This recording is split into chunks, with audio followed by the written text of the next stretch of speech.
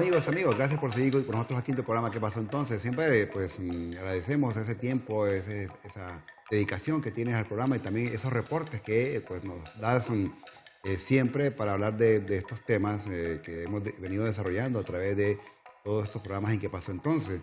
Y es por eso que hoy pues tenemos de invitado a una persona que ha aportado mucho, sobre todo al campo de la geografía en Honduras.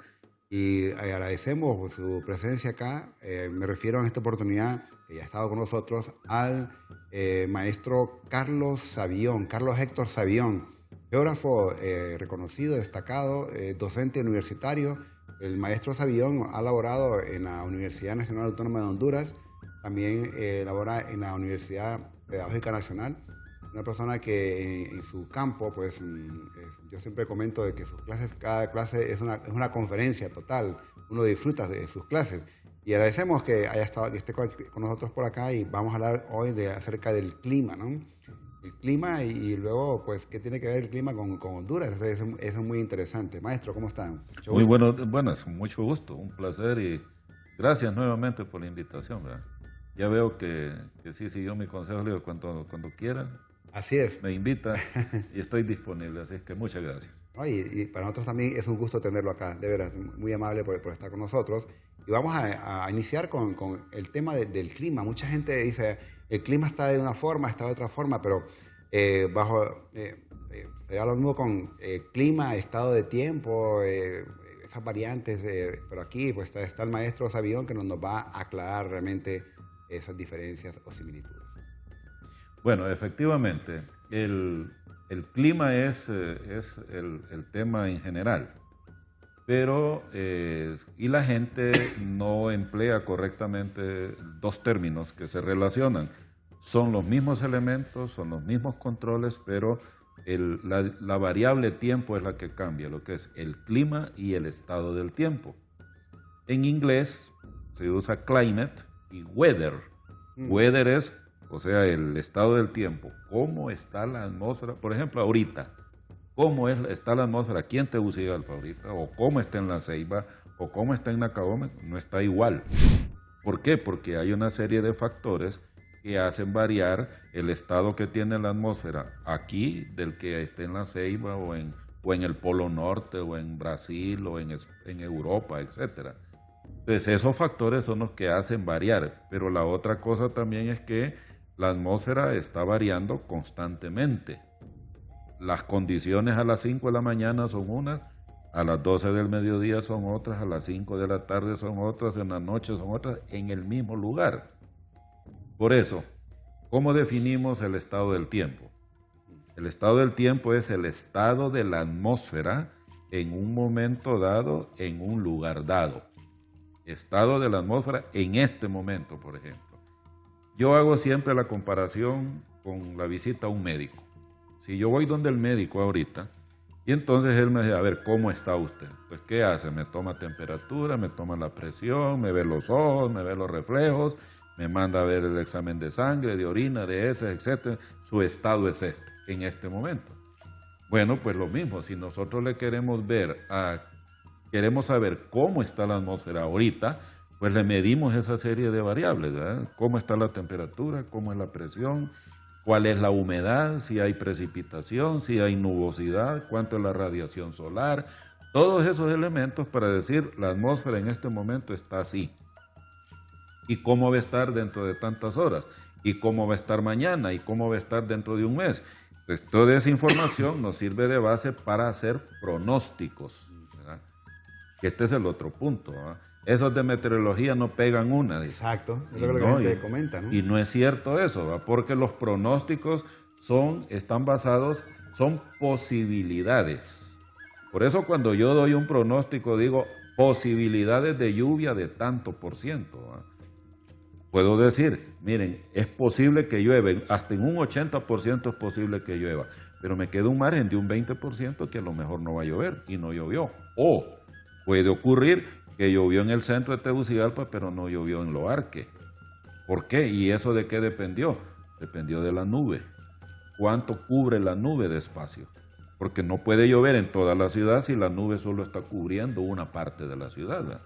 Estos son elementos pues que la gente debe entenderlos y debe saberlos para que la idea del meteorólogo es decir probabilidades, qué puede pasar. Entonces aquí tenemos en la pantalla, dice estado del tiempo, estado de la atmósfera en un momento dado, en un lugar dado. Pero ¿cómo sé yo cómo es el estado de la atmósfera? Pues a través de esos elementos que yo le mido a la atmósfera. Temperatura, precipitación, humedad, presión atmosférica, nubosidad, viento, radiación solar y evapotranspiración. Para todo esto, y en la mayor parte de las cosas, hay instrumentos que sirven para medir estas cosas. Para medir la temperatura, que normalmente la temperatura es lo más fácil de medir. Incluso hasta hay marcas comerciales que le regalan termómetros a uno, ¿eh? Los refrescos, los cigarrillos, las cervezas, antes vendían o regalaban, mejor dicho, termómetros. Aquí tenemos, por ejemplo, un termómetro. Este termómetro es de mercurio. ¿Ya?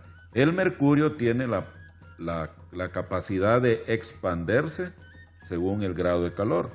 Entonces, como se expande según el calor, a más calor, mayor expansión, a menor calor, menor expansión. Por eso la columna de mercurio va a subir o bajar según esté la temperatura de la atmósfera. Y este termómetro está en dos escalas. La escala Celsius, que erróneamente le dice centígrada a la gente, pero es Celsius, y la escala Fahrenheit, que solamente Estados Unidos la utiliza. En el resto del mundo utilizamos la escala Celsius. Y del lado derecho tenemos el aparato que se llama pluviómetro, que ese sirve para medir la cantidad de precipitación que cae en un lugar. Entonces, volviendo a la temperatura, ¿qué es la temperatura? Es el grado de calor que tiene un cuerpo. Eso es, ¿verdad?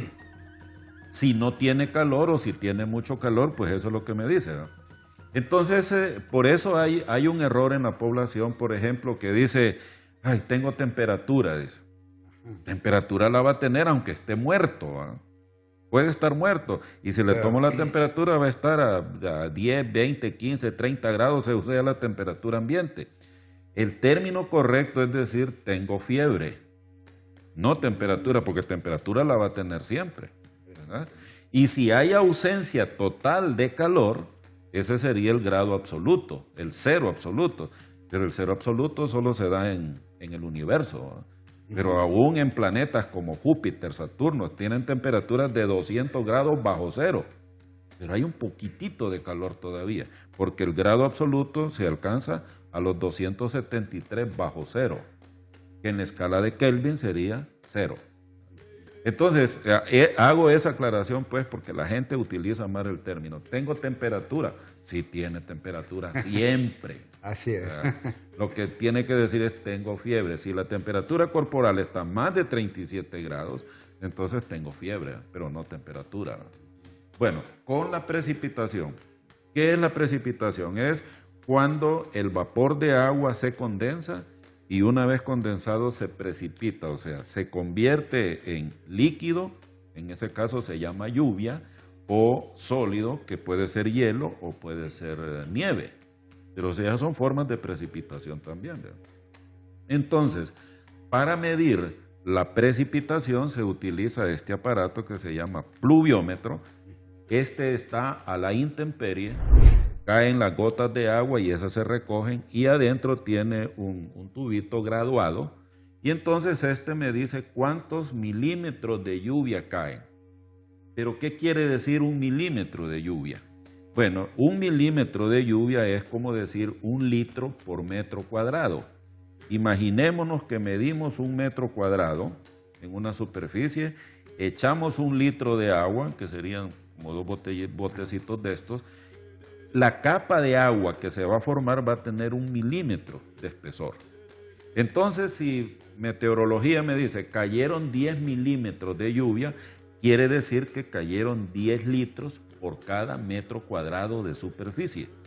Eso es lo que me está diciendo.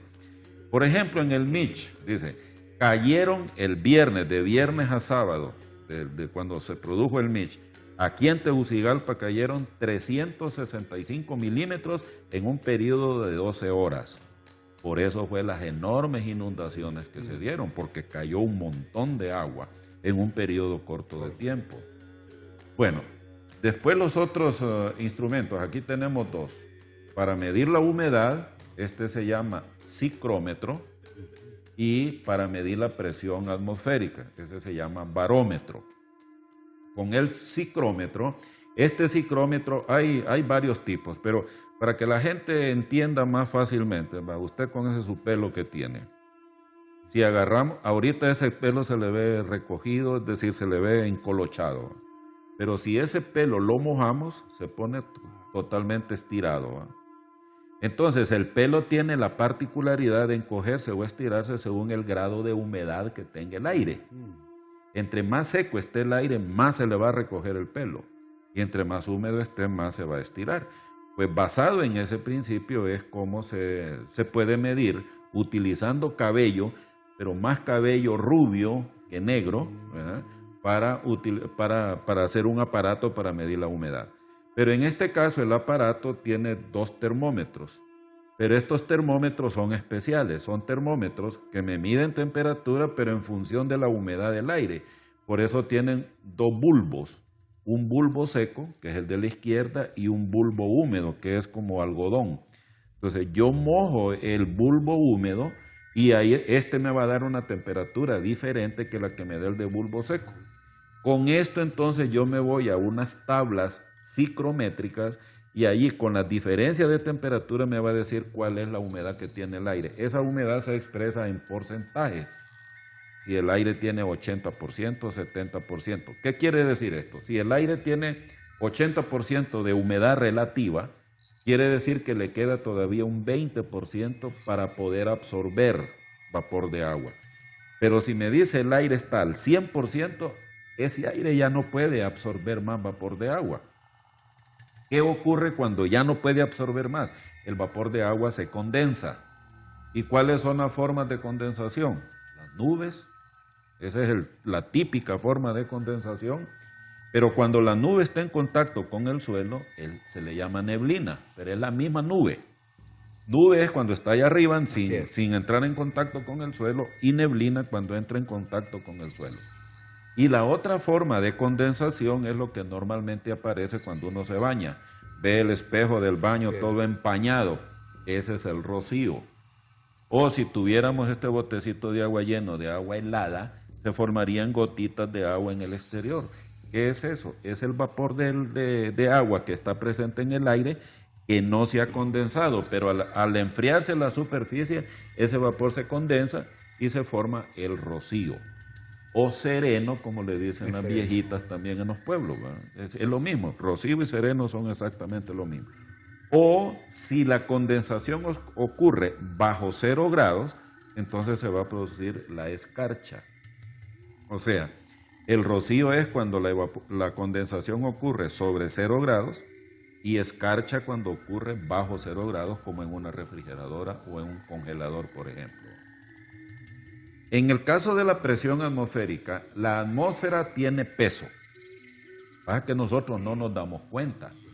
Pero la atmósfera desde el nivel del mar se extiende hasta unos 10.000 kilómetros de altura. Si yo agarrara una columna de aire de 2 centímetros de área hasta el suelo, esta columna me pesaría aproximadamente 14.7 libras. Ese peso lo andamos soportando nosotros y no nos damos cuenta. En otras palabras, nosotros vivimos en el fondo de un océano de aire. Entre más ascendemos en la atmósfera, la presión va disminuyendo porque hay menos, los gases se vienen por la atracción de la Tierra y por el peso, se vienen hacia el fondo. Entonces, ¿dónde es la temperatura, la presión atmosférica más alta? A nivel del mar. Allí es donde la presión tiene su mayor, esas 14.7 libras se dan allí. Pero a medida que yo asciendo, la presión atmosférica va disminuyendo y va disminuyendo. Por eso, si uno se va a un lugar muy elevado, por ejemplo, hay gente que llega a La Esperanza, que está casi a los 2.000 metros, y sienten aquel malestarcito de cabeza. dolorcito de cabeza y todo, es la presión atmosférica porque allí es inferior a la que hay a nivel del mar. Vamos a hacer aquí una breve pausa, maestro Savillón, porque está interesante el tema y estamos aprendiendo, porque sí, para que continúe en el siguiente bloque y también que nos dé una respuesta a este interrogante, que la gente siempre dice, en esta época, ¿está lloviendo o está brisando? Okay. Ese es otro elemento que... Cuando hablemos de los vientos voy a aclarar.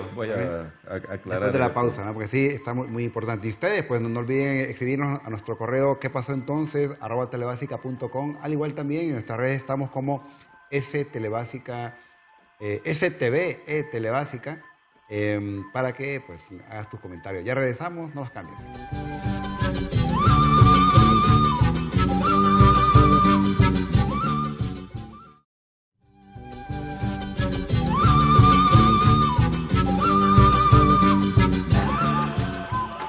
El clima, un tema que estamos hablando el día de hoy. Tenemos de invitado especial al maestro Carlos Héctor Savillón, geógrafo. Nos hablaba, maestro, acerca de la presión atmosférica. Quiere decir que en el fondo del mar tenemos toda esa presión y nos hablaba que ya cuando estamos más arriba hay un problema ahí de... Bueno, mire, con esto de la presión, por ejemplo, a nivel del mar es la presión atmosférica. Esa presión, uno le dice, ese es equivalente a una atmósfera. O sea, cuando hablamos de tantas atmósferas de presión, por ejemplo, cuando uno infla una llanta, tantas libras, dice uno, PSI, ¿verdad? ¿Cuántas libras de presión le vamos a poner del aire? Bueno, pues en el caso de la atmósfera o del mar, a nivel del mar, la presión atmosférica normal que se mide en diferentes formas. Se puede medir en pulgadas, ¿verdad? Se puede medir en centímetros, se puede medir en milímetros, y la forma más común y que hacen los meteorólogos es en hectopascales o milibaras. Por eso, este aparato de presión atmosférica, ese barómetro que tenemos ahí, la medición me la da en milibaras. Entonces, ¿cuál es la presión atmosférica normal? Pues esa presión es de 29.92 pulgadas, o 760 milímetros, o 76 centímetros, o 1013.2 milibaras. Esa es la presión atmosférica normal. Pero cuando yo empiezo a ascender, por cada 100 metros que yo ascienda en la superficie, me van bajando 10, 12 milibaras la presión. Por eso, aquí en Tegucigalpa, por ejemplo, a la altura que estamos, 975 metros más o menos, la presión atmosférica normal aquí es 960 milibaras.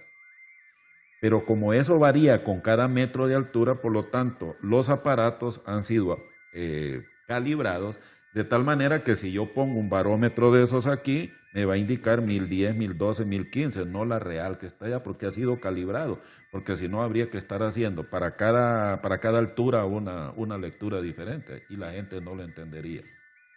Bueno, ¿por qué es importante entonces lo de la presión atmosférica? Porque resulta que el aire cuando se calienta se expande y al expandirse se hace menos denso.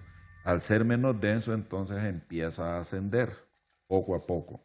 Pero cuando el aire se enfría, se condensa, se vuelve más pesado y desciende.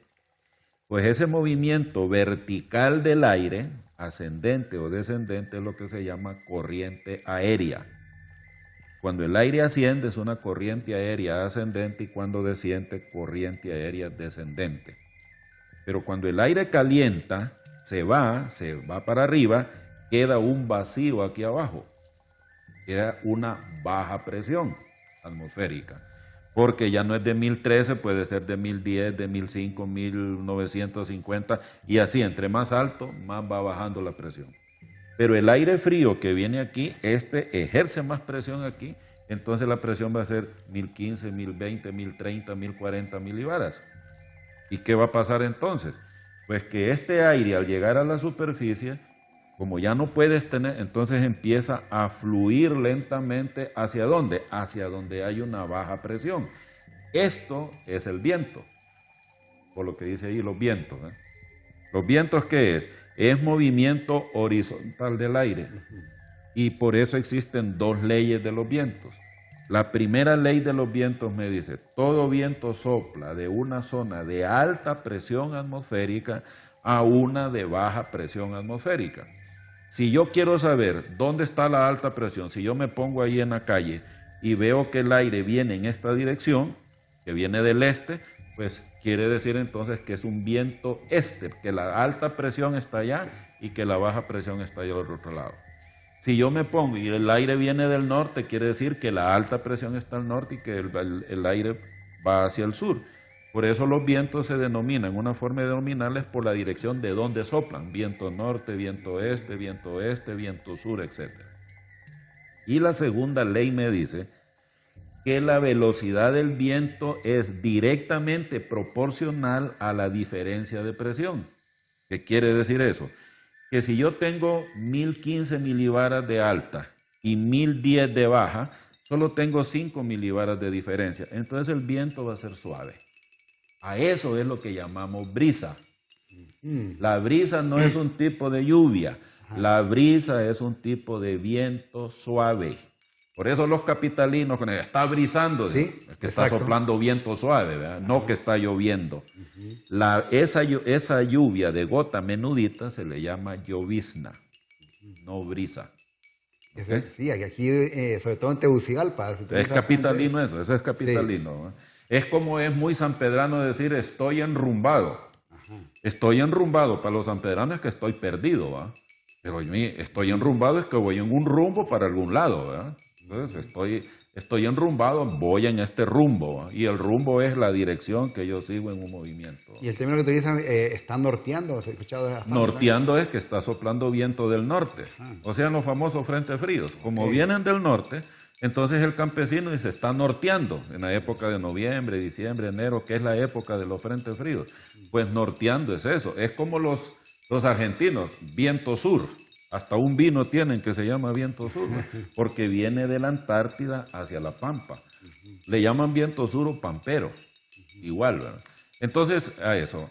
Entonces, volviendo a lo de los vientos, entonces, entre mayor sea la diferencia de presión, mayor velocidad del viento. Por eso es que tenemos los huracanes y el tornado, que el tornado es el más violento de todos, porque en un tornado la diferencia de presión puede ser de 250 hasta 300 milibaras.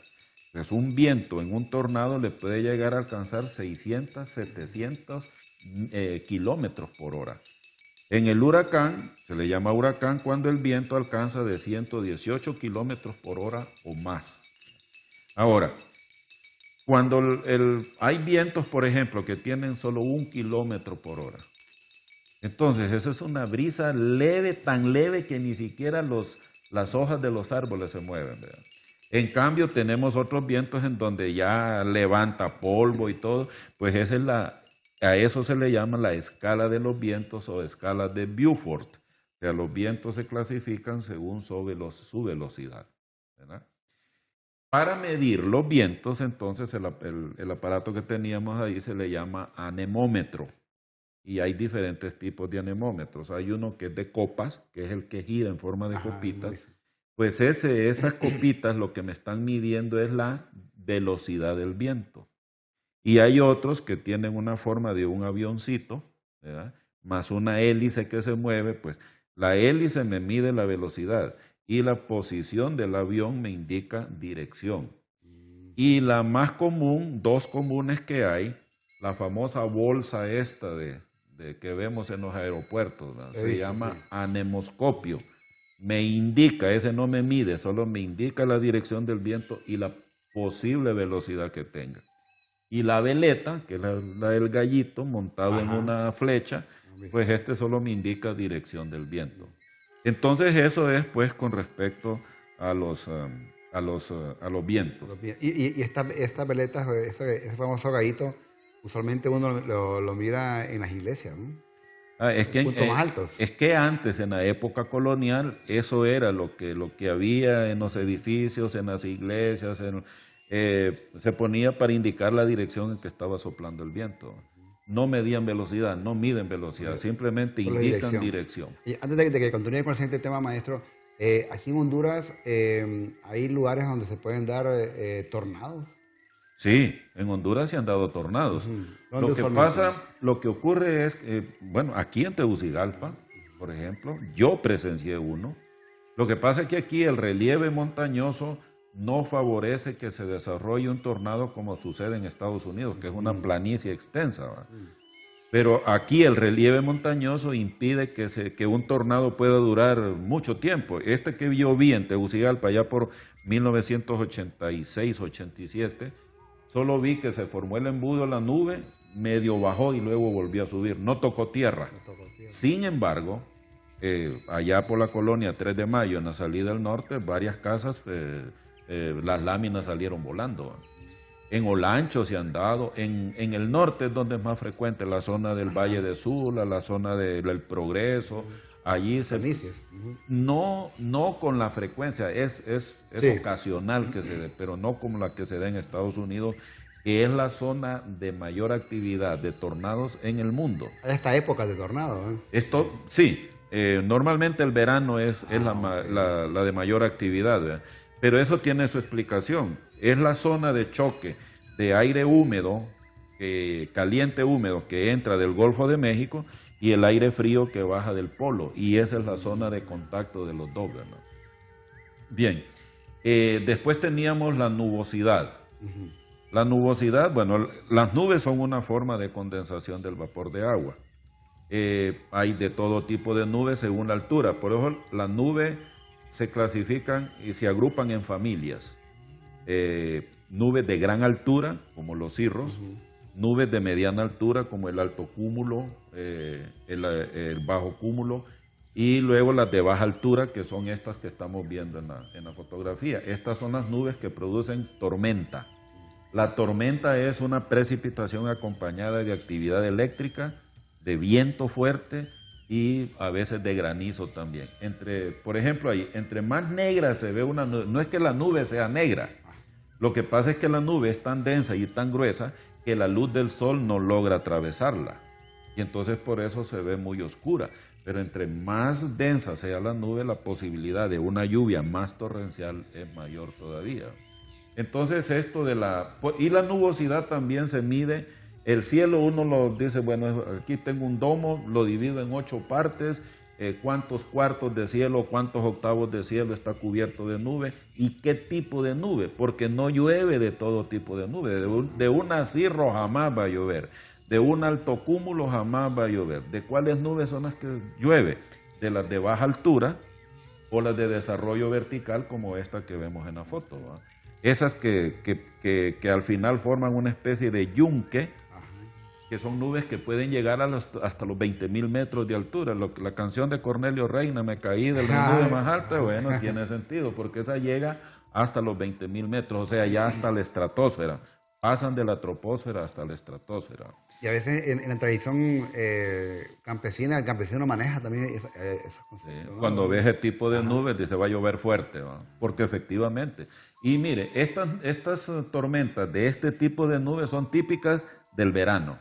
O sea, de mayo a septiembre, con actividad eléctricas, con rayos, con truenos, con granizos. Son tormentas de poca duración, 10, 20, 30 minutos a lo sumo, pero de gran intensidad. Y en esos 10, 15 minutos le cae un montón de agua. Por eso son típicas del verano. Interesante, realmente, ¿no? Bien, la siguiente... Ahora, no, esto es... La siguiente, bueno, algunos elementos que faltan ahí. Por ejemplo, la radiación, ¿verdad? Pues la intensidad de la radiación solar tiene que ver con el ángulo al que caigan los rayos del sol. Si los rayos del sol caen perpendiculares, es cuando hay mayor intensidad de la radiación, que justamente el 26, 27 de abril van a pasar los rayos perpendiculares por Tegucigalpa. Ya más o menos alrededor de la próxima semana entran por el Golfo de Fonseca. Por eso las temperaturas van a seguir incrementándose, ¿verdad? Porque entre menos inclinación tenga el rayo solar, más intensidad tiene. Vamos a hacer aquí una breve pausa porque este dato es muy importante para que nos protejamos de esa intensidad de los rayos solares. Ustedes no los cambien, ya regresamos.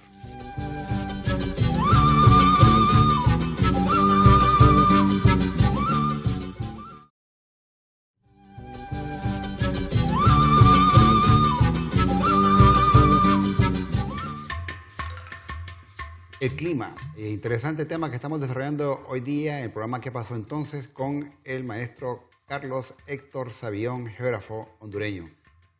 Hablamos en el bloque anterior, maestro, acerca de lo que va a pasar el 27 de abril, bueno, pues que nos enteremos para que nos vayamos a proteger, que tiene que ver un poco con el tema de la radiación solar. Sí, la radiación solar, en primer lugar, esta viene del sol, obviamente, y hay un término que se llama insolación. Insolación es la cantidad de energía solar que recibe una superficie. Todos los que nos exponemos al sol recibimos radiación, por lo tanto eso se llama insolación. Pero la insolación, la intensidad de la insolación depende de dos factores. Primero, del ángulo al que caiga el rayo solar. Si cae perpendicular, si cae muy inclinado, de ahí va a depender cuánta intensidad. Y segundo, el tiempo de exposición. Si usted se pone 1 hora al sol, pues se va a quemar más. Si se pone solo 10 minutos, se va a quemar menos. Eso depende entonces de otro control climático que vamos a ver más adelante, que es la latitud. Los países que estamos en las bajas latitudes, o sea, latitudes tropicales, normalmente tenemos alta insolación.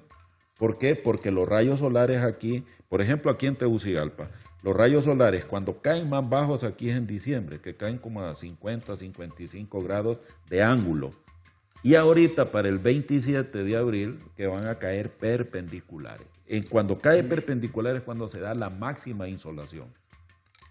Pero eso para el 27 para Tegucigalpa y todos los que están en el mismo paralelo. Pero esto empieza por el sur. Es decir, los primeros lugares donde la intensidad va a ser así, por los rayos perpendiculares, va a ser en el Golfo de Fonseca. Y poquito a poco se va a ir moviendo hacia el norte hasta salir por Islas de la Bahía y ya más o menos a mediados de mayo. A esto es lo que se le llama canícula. Erróneamente la gente bueno, no es tan erróneo porque asocian canícula con verano, dice la gente. Sí, así es. Pero es que verano, también aquí otro error histórico que tenemos, porque no viene desde los españoles, verano no es sinónimo de sequía. Verano es sinónimo de alta insolación. Invierno es sinónimo de baja insolación. Si hay alta insolación, hay altas temperaturas. Si hay baja insolación, hay bajas temperaturas. ¿Qué es el invierno? Cuando hace mucho frío. ¿Qué es el verano? Cuando hace calor. Pero ahora bien, el verano puede ser lluvioso o puede ser seco. El invierno puede ser lluvioso o puede ser seco. Por ejemplo, si usted va a España o la zona del Mediterráneo, que es la zona típica de invierno frío y lluvioso, pero cuando allá, noviembre, diciembre, enero, febrero, están con frío y con lluvia, aquí más bien estamos con temperatura fresca y no está lloviendo. Hay países en Europa Occidental, Alemania, Francia, Holanda, Gran Bretaña, todos esos, llueve todo el año, los 12 meses del año, y ellos tienen un invierno y tienen un verano y tienen una primavera y tienen un otoño. Es que en Honduras no se dan las 4 estaciones, sí se dan. El árbol que le indica a usted las estaciones en el año es el liquidámbar. Váyase a Valle de Ángeles en octubre, noviembre, el liquidámbar está botando las hojas y ha estado lloviendo y está húmedo. ¿Por qué bota las hojas? Porque hay menos insolación. Ahorita el liquidámbar ya está verdecito todo. ¿Ah? ¿Por qué? Y no ha llovido. Esta tormentilla de la semana pasada no fue gran cosa. Pero ¿por qué echó nuevas hojas? ¿Por qué los guanacastes? ¿Por qué todos esos árboles que quedaron pelones en diciembre y en enero, ahorita ya están verdecitos todos ellos? Y no había llovido por el aumento en la insolación. Así que las estaciones del año es insolación. Entonces, primavera es la transición de baja insolación a alta y el otoño transición de alta insolación a baja. ¿Verdad? Esas son las estaciones del año. Bueno, pues entonces, la primera canícula coincide con esta estación seca que tenemos ahorita. ¿Verdad?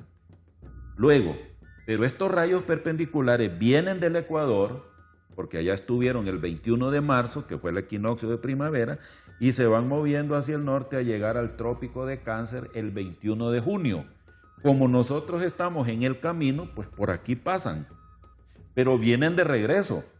del 21 de junio al 22 de septiembre vienen de regreso, van a volver a pasar por acá.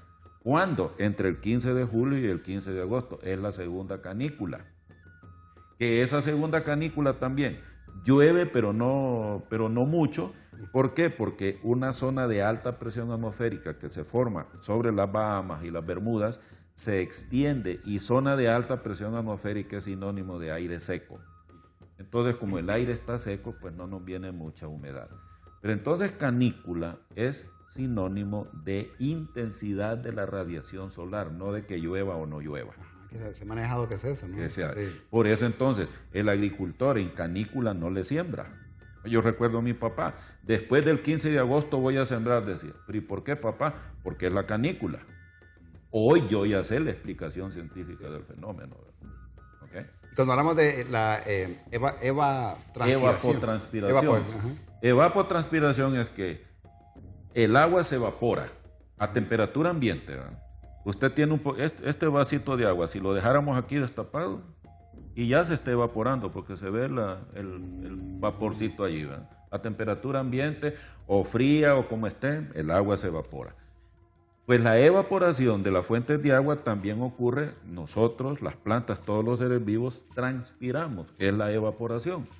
Por eso es que cuando uno suda, uno siente que se refresca. ¿Por qué? Porque el agua, para evaporarse, absorbe calor.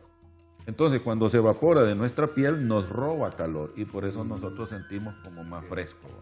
Entonces, la evapotranspiración, ¿de qué? La humedad del aire, ¿de qué depende? De la evapotranspiración.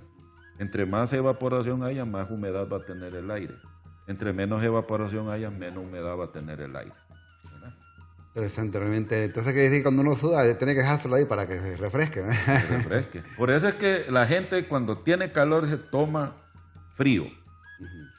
Error. Tome caliente. Cuando usted, por ejemplo, se toma una sopa, sí, pega una buena sudada y después se refresca. Sí. ¿Por qué? Porque todo ese sudor se evapora y me lleva calor y yo siento más fresco. Bueno, ahora pasamos a los controles del clima.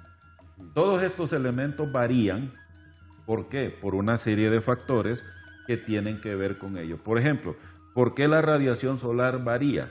Por la latitud. En las zonas tropicales, mayor insolación. En las zonas polares, menor insolación. Hace más frío. ¿Por qué, por ejemplo, las masas de agua?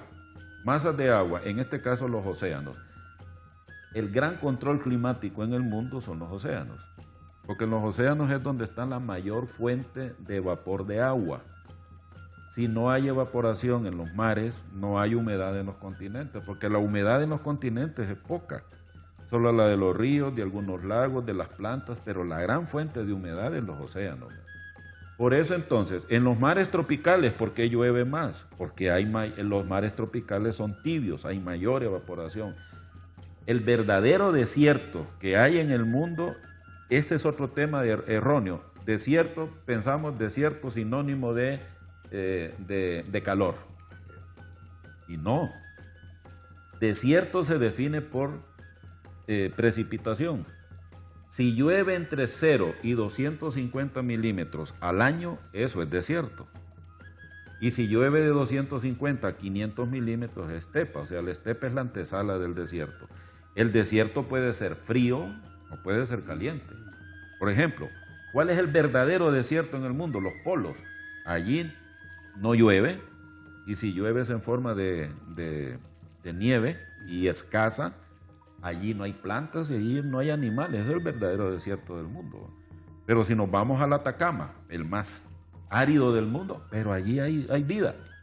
Y allí llueve de alguna vez. El otro día estaba viendo un documental que una investigadora británica encontró un lugar donde ella calcula que no ha llovido en 15 millones de años. ¿Verdad? ¿Okay? Bueno,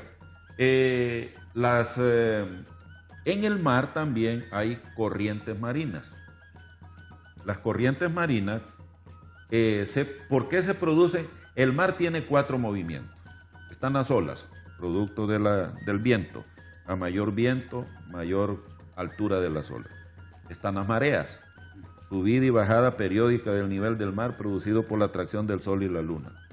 están los tsunamis, producto de un terremoto o algo así, y eso produce un tsunami. Pero también están las corrientes marinas. ¿Y eso a qué se debe? A las diferencias de temperatura del mar. Las aguas tropicales son calientes y las mares polares son fríos. Pues las aguas polares se desplazan al Ecuador y estas vienen a desplazar las aguas tibias hacia los polos. Eso es un sistema global de circulación. Pero si un lugar costero está a orillas de una corriente marina tibia, como es la costa norte de Honduras, allá hay humedad siempre. Usted va a La Ceiba todo el año y es 80-90% de humedad. Y le llueve todo el año. Pero si está en un lugar costero donde hay una corriente fría, va a tener desierto. Es el caso de Perú y Chile. Porque es el desierto de Atacama. Y usted ve en el caso del desierto de Namibia en África, otro desierto costero por la corriente de Benguela, que es una corriente fría. Y el occidente de Australia también por otra corriente fría. Y el desierto de Baja California por la corriente de California, que es fría. Y en las Canarias y toda la costa occidental de África, ¿por qué es desértico? Por la corriente de las Canarias. O sea, las corrientes frías son productoras de desiertos costeros, que más adelante hay unas fotografías allí precisamente de eso. La elevación. La temperatura disminuye con elevación. La temperatura en Nacaome ahorita es diferente a la de Tegucigalpa, pero es por la altura. Por cada 1000 metros que nosotros subimos, la temperatura baja 6 grados. Si en Tegucigalpa ahorita 24 grados, pues en La Esperanza ahorita serían 18 grados. Están más o menos a 1000 metros de diferencia. Otro factor es la localización continental. No es lo mismo estar frente al mar que estar alejado del mar. Entonces, en Honduras, ¿por qué tenemos lugares donde solo llueve 6 meses? Porque están alejados del mar. Aquí en Tegucigalpa. ¿Por qué? Pues estamos alejados del mar Caribe, que es la principal fuente de humedad que tenemos. La actividad humana. Nosotros los humanos nos hemos vuelto en los mayores controladores del clima con nuestras actividades, a través de la urbanización, construcción de vías de comunicación, pero más que todo por la deforestación para ganadería y para todo ese tipo de actividad. Así que por eso es que ahorita nosotros estamos viviendo un periodo geológico que ya los geólogos le están llamando el antropoceno. El antropoceno, que ya es de 1500 para acá, que se ha acentuado ahorita, pero empezó desde la era de los descubrimientos, es cuando la actividad humana se ha vuelto en un gran control del clima. Entonces, todos estos factores, pues, son los que sirven para que los elementos del clima vayan variando en todo el planeta. Bien, vamos a hacer aquí una breve pausa para continuar con el tema de climas con el maestro Carlos Héctor Sayón. Ya regresamos, no los cambies.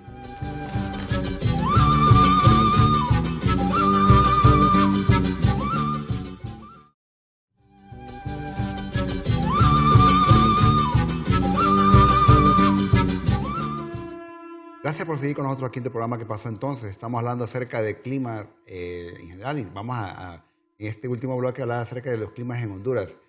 Maestro, la latitud, la elevación, sí, obviamente influye en los climas, ¿no? Sí, lo que decía en el bloque anterior, por ejemplo, aquí este gráfico nos muestra cómo los rayos solares caen en la superficie terrestre y su ángulo cómo varía según la latitud.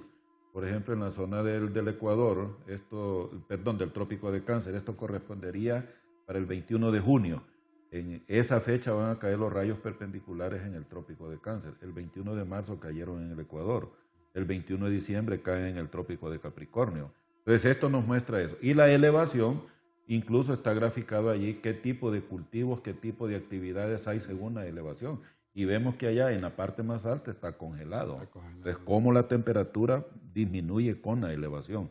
Y eso sí es sistemático. 6 grados por cada 1000 metros que ascendamos, ¿no? Cuando hablan del café, que a tal nivel el café es mejor, exactamente, ¿no? El café de estricta altura, por ejemplo, que anda alrededor de 1400, 1500, 1600 metros. Bueno, la siguiente. Aquí es la topografía. ¿Cómo la topografía influye en el clima?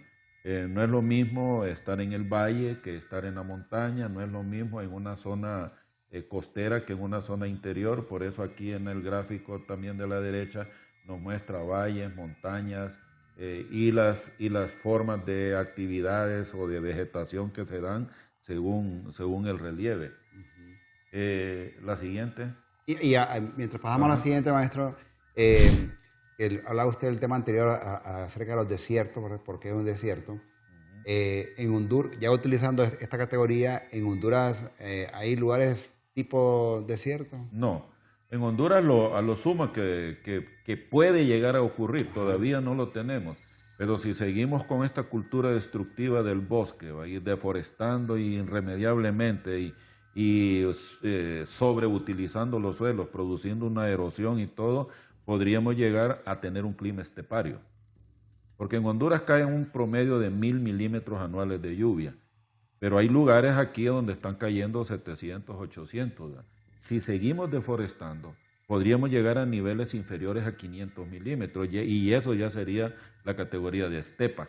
Para llegar a desierto tendría que ser menos de 250, ¿verdad? Y eso no lo preveo en el mediano plazo todavía.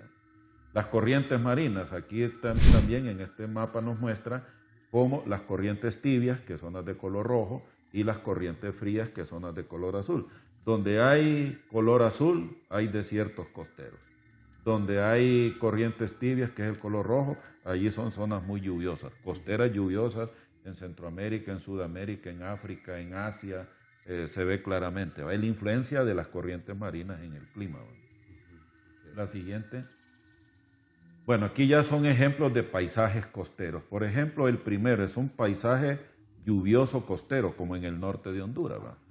Llueve, se ve la vegetación, como es tropical, entonces vegetación abundante, llueve todo el año, hay una enorme diversidad biológica de plantas, de animales, de insectos, de todo eso. Mientras que un paisaje costero desértico, esta foto corresponde a Perú, se nota claramente que aunque hay agua, ahí está el mar y sin embargo no llueve, porque hay muy escasa evaporación. Y cuando se evapora el agua forma una especie de neblina, por eso en Chile, en Perú, es muy común esta neblina, o el caso de Namibia, mucha neblina costera, ¿va? Por eso. Las actividades humanas, ¿va? Cómo las actividades humanas modifican el paisaje. En la izquierda vemos un pequeño poblado, vemos la deforestación que la gente ha producido en la zona costera. En el caso de Honduras vemos el caso de la deforestación. Esto es un paisaje, por ejemplo, uno va a Copán y ve esa deforestación terrible, va a la zona de Lloro, a la zona de Olancho, por ejemplo. El otro día viajé por la zona de San Esteban y cómo está deforestado todo eso. ¿Cuáles son las consecuencias? Menos agua. La gente se está quejando de que no hay agua. Choluteca está lamentándose que no tiene agua, pero es producto de la deforestación. ¿verdad? La siguiente, la urbanización como gran modificador del clima. Tegucigalpa, la gente dice en los 50 esto era frío, pero claro, de Tegucigalpa a la de 1950 hoy han pasado 70 años. En 70 años, ¿cuánto no hemos deforestado para urbanizar? ¿verdad? ¿Cuántas nuevas calles, cuántos techos de casa? Porque todas esas superficies absorben calor y calientan la atmósfera en contacto con ella. Estaba el caso de la fotografía de Tokio, cómo era Tokio antes y cómo es hoy, ¿verdad? Una urbe enorme. Entonces tenemos allí, mire, cómo era Tokio en 1945, terrenos de cultivo y todo, mire, ahora está sembrado de edificios. ¿verdad? Entonces vemos cómo las actividades humanas pues han modificado muchísimo el clima de los países. Bueno, rápidamente en la siguiente, simplemente cómo se clasifican los climas. Los podemos clasificar por temperatura, por precipitación, por radiación solar, por balance hídrico, también por control climático según la latitud, por vegetación. Por ejemplo, hablamos de clima de selva, clima de sabana, clima de estepa según la vegetación, por la posición continental, climas costeros, climas continentales. Hay una clasificación empírica que es la de Köppen, que es la que vamos a ver después, que me clasifica los climas solo por temperatura y precipitación. Hay otra clasificación genética según el origen del clima, así que por masas de aire, etc. La selva africana con la selva nuestra son iguales en el sentido de que son lluviosas, calientes y todo. Lo que varían son de repente las especies de plantas que hay. Hay plantas que son únicas en América, otras plantas que son únicas en África, aunque hoy se han ido traspasando. Por ejemplo, el árbol del caucho es una planta amazónica, pero donde se cultiva más caucho ahora es en Asia para producir el caucho para las llantas, ¿verdad? Por ejemplo.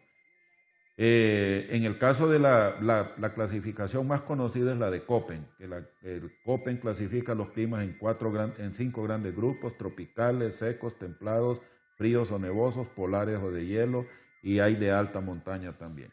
Y este tiene elementos de temperatura, según el verano y el invierno, y por precipitación, si llueve todo el año, si es verano lluvioso, invierno seco, o si es verano seco, invierno lluvioso, o lluvioso tipo monzónico como la India.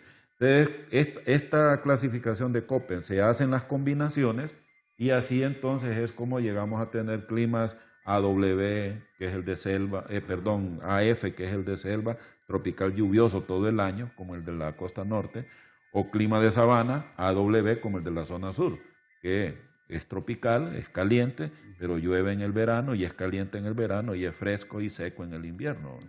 Entonces se van haciendo las combinaciones, o el caso de Tegucigalpa. Ya Tegucigalpa más bien está llegando a AW, pero históricamente ha sido CW, porque la temperatura aquí es más fresca que en el sur.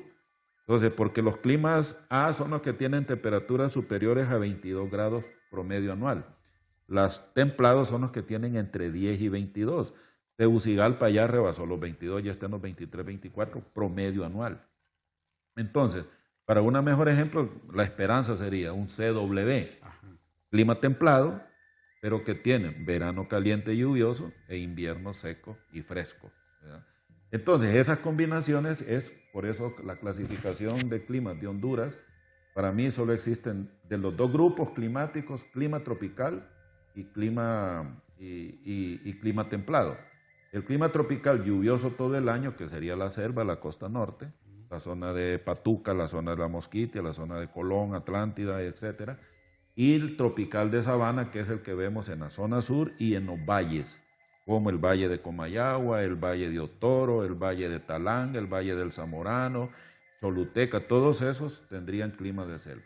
Y ya por relieve entramos entonces a los climas templados, ya por la elevación. Ya de 800, 1000 metros en adelante ya hablamos de clima C. Y aquí con sus variantes, CF, como por ejemplo Pico Bonito en La Ceiba. Es un clima allá después de los 1000 metros, ya es un clima templado, es muy fresco, pero llueve todo el año.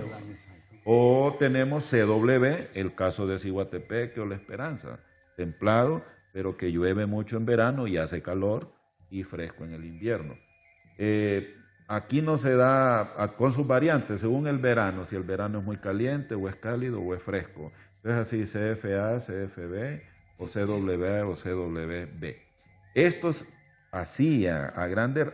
Hay clasificaciones climáticas por microclima, como una que hizo un meteorólogo de la ENE que llamaba don Edgardo Zúñiga Andrade.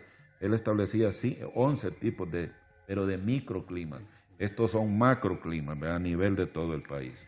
Y de estos viajeros que anduvieron en los siglos pasados aquí en Honduras, Tegucigalpa, relatan por ahí que en el Cerro de Ula nevó. ¿Esto fue posible, maestro? Sí, yo leí eso de que Geo Squire, creo, ¿no? Así es. Que él relata que estuvo aquí en Tegucigalpa. Eso fue en 1857, creo que el presidente era Cabañas, y él pasó por Tegucigalpa, y aquí la gente le había contado que 2 o 3 años antes, en un diciembre, había nevado. Es muy probable, porque en ese entonces Tegucigalpa tendría, no sé, 5 o 10 mil, usted que es historiador posiblemente lo tenga el dato, pero tendría algunos 5 o 10 mil habitantes. Tegucigalpa no pasaba del barrio La Plazuela en ese entonces, ¿verdad? Hasta llegaban. Estaba vegetado completamente, las temperaturas eran muy frías, porque había vegetación abundante, ¿verdad? Así es que, y bueno, y la nieve, bueno, hace poco, allá por Ocotepeque, a eso no se le llama nieve propiamente, sino que era aguanieve, ¿verdad? Estaba tan frío, estaba lloviendo que las gotas de agua se congelaban antes de caer al suelo y se miraban parecía que era granizo, ¿verdad? Pero lo que se le llama es agua-nieve, ¿verdad? Así que eso es muy probable, ¿verdad? Así, y lo más caliente, el clima más caliente. Ok, en general, la zona más caliente de Honduras es el sur, ahí donde tenemos temperaturas altas como Nacaome, por ejemplo. Pero el récord de temperatura más alta registrada en Honduras es en San Francisco de Becerra. Hay un lugar allí cerca del río Umuya, del río Guayape, perdón, que se llama Guayabillas. Y según los registros que hay allí por 1965, la temperatura llegó creo que a 40 y algo de grados. No recuerdo exactamente el dato, pero esa es la temperatura récord más alta registrada. Y la más baja registrada aquí en Tegucigalpa creo que es de 1.5 grados en el Hatillo y en La Esperanza que llegó casi a 0 grados, a 0.5 grados.